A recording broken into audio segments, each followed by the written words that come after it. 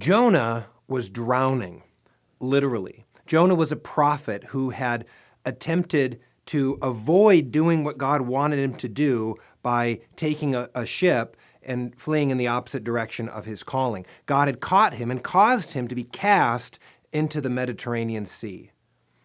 And now he's drowning. And that puts him, in fact, in a very good position to finally begin to think and to learn and to listen to God. Charles Spurgeon said that most of the deep truths of God can be learned only by trouble. And Jonah's in trouble. Now, the Bible says that God rescued him from his trouble by sending a great fish to swallow him up.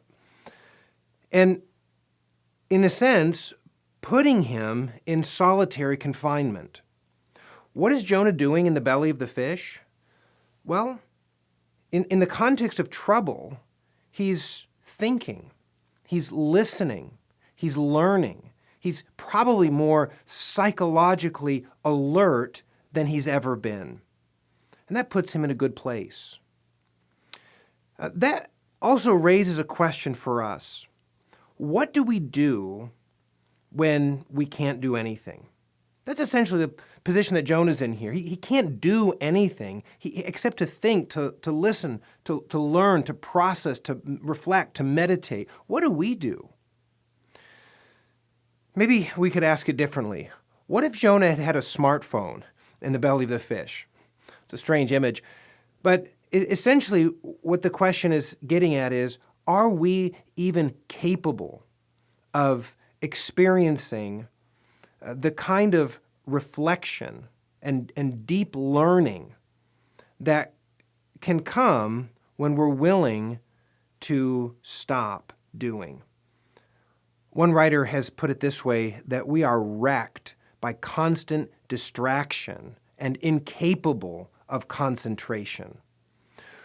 We're presented with all kinds of opportunities similar to those of Jonah in our trouble, in our difficulties, to pause and reflect and think, but we tend to fritter them away because there's always something we can do with our phones, either calling someone, talking to someone, texting with someone, engaging apps, watching videos, listening to music. And we do these things perhaps because we fear boredom. And because we're unwilling to be bored, because we're terrified of the idea of being alone with our thoughts, we waste these opportunities.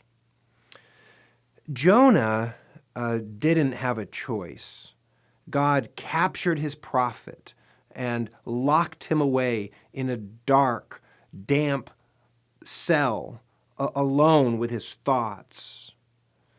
We do have a choice.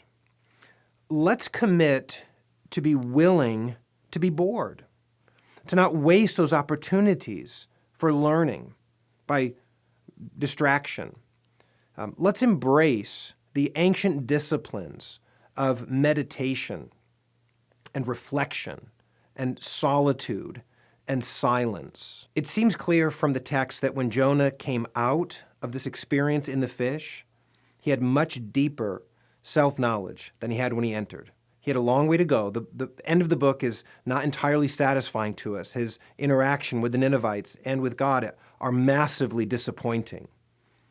But there's progress because of this monastery experience in the fish. And God invites us into a similar experience of self-examination, reflection on who we are in relation to God. So let's take those opportunities to learn to be bored, and through those experiences of boredom, to learn who we are and who we are in relation to God.